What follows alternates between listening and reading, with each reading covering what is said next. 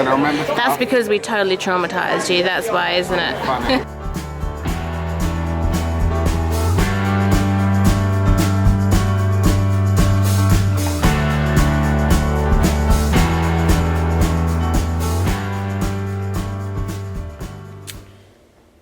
Hey guys, and welcome to Splendid and Blended. Today I'm actually going to talk about my experience as a teenage mum. Obviously I'm not a teenager anymore, but yeah, it's time has flown, let's put it this way.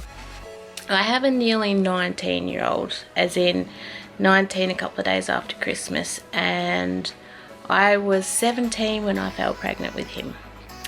And it wasn't an accident, actually. That's the funny thing. I was actually with my ex-husband, but then I guess you could say partner, and we were living together because I left home at 16. That's another story, but anyway, and we planned to have a child. He was working, I was working.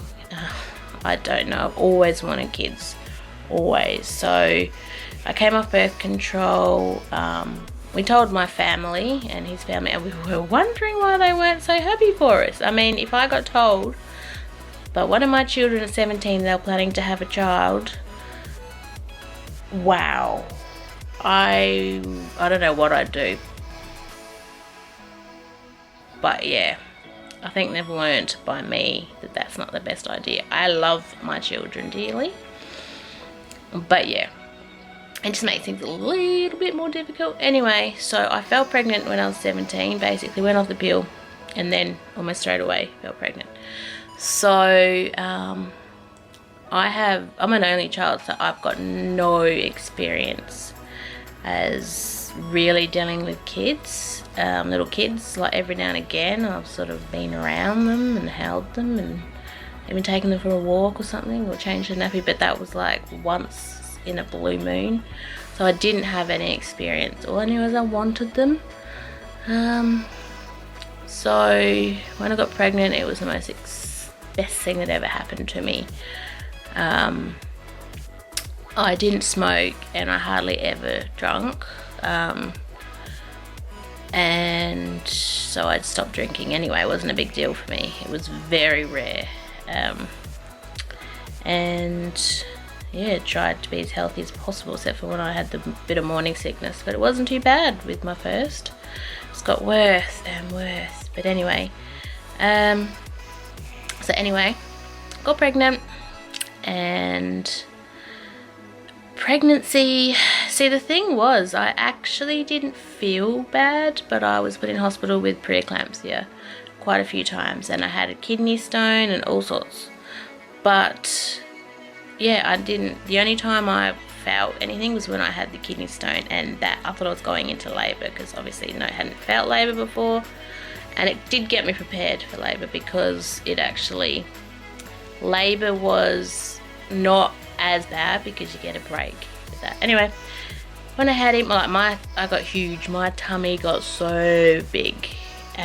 He was born, and for some reason all of a sudden I just felt like I can't cope, I can't do this. Like, I hated myself for feeling that way, because I'd always wanted it.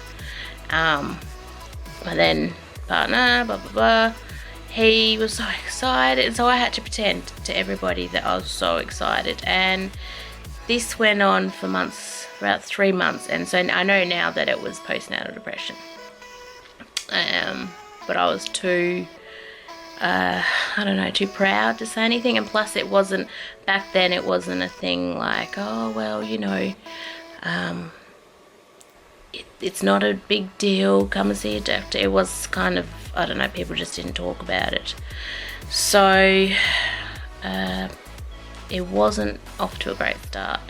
Didn't really know what I was doing, kind of went through it, had no support actually from anyone. I had friends that had pregnancies as well, but they were all bumbling through their own things, and no family support, just from either side really. It was just on our own, and you know, he'd also had a motorbike accident which changed our lives forever, that I had to deal with kind of caring for him as well. So, but then I found out something else about Anthony, which is what we named him after my uncle who passed away, Uncle Anthony. Yeah, anyway, so we always knew there was something not quite right. Like, it wasn't that he had any form of intellectual disability or physical as such, but there was something not quite right. And we sort of got that affirmed when he was about 7 or 8 after certain blood tests, but get into that later. Anyway, he is going to take me out for lunch. He's been working a bit with his dad, and he's also been helping care for his dad as well. He's got an amputated leg. So yeah, his dad's given him some money, so he's taking me out for lunch. He's like, oh, I love you, Mum, you know, you're always there for me, blah blah blah blah. I was like, oh, thank you. Wow, I feel so, you know, I've got my 16-year-old who works, and he's put a lot of money towards his camera for my early Christmas, and then I've got another son who's, you know, using his money to take me out for lunch. So I'm just so happy. It's not the fact that I'm getting stuff, but it's just, you know, when you feel like you're not appreciated and you're putting all this work in and no one cares, just little things like this. I mean, even if, like, you know, getting a hug and a kiss, that's good, but this is just blowing me over. Anyway, talk to you in a bit. Bye. So here he is, Anthony. Hello. And we are number 23. We're just waiting for our food to be brought out. It's lunch, but kind of brunch, so it's kind of, we're going for the breakfasty theme, aren't we? What are you getting? Colonel's breakfast. Colonel's breakfast. And then you're getting the eggs benedict. Yeah, and cappuccino, and you're getting a chai, aren't you? I haven't had that chai here, but I do drink coffee. Yeah, well, you've got the barista skills, so you make a good chai and cappuccino. Anyway, enough of that. So basically I was talking to them about how I had you, got pregnant at 17, had you at 18. So how do you feel about having a young mum, one that's basically half your age? It's definitely different, but now these days people get pregnant at 12, so... Yeah, true. So your friends' mums, have they been young or a lot old, both? Most of them are actually young. Are they? Yeah, they are. So it's not really unusual. Maybe because some of the schools that you've been to, it's a bit that way. I'm not trying to be rude, because of what we were talking. I was also talking about how at 7 we found out that there was something that you had, but I didn't say what it was. And that, what do you have? Klinefelter syndrome. Yeah, you were diagnosed with Klinefelter syndrome. Not in Australia, but in America. Yeah, they probably have. It just means that you have an extra X chromosome. Well, I don't have it worse compared to some people. Some people. Oh, it depends on the number of X's. Yeah, You've got an extra. Some people don't even have a Y in there. So. Yeah. So I think today we're not going to talk about that, but we might talk about that in another vlog if you want. Do you want to talk about that? You don't have to. I will. So we'll talk more about how it is for you having Klinefelter syndrome, and from, you know, being little and now, and how it is, and also how it was and it still is for me as a parent. But we're talking about now me bringing you up. Do you remember anything at all from me as being? I can partly remember that you taking me to the speech people to help me talk better. Remember that? Yeah. Do you remember anything though about me being a young mum? Like, how do you think your upbringing would have been different to others? Was it different at all or not? I don't remember much. You don't remember? No, because it's weird. I can remember things and I can't remember things. And then I remember stuff. That's because we totally traumatized you. That's why, isn't it?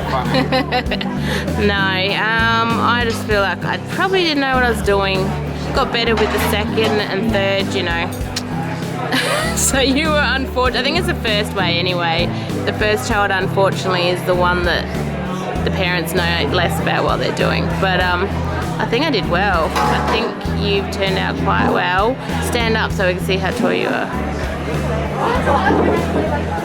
Quite tall.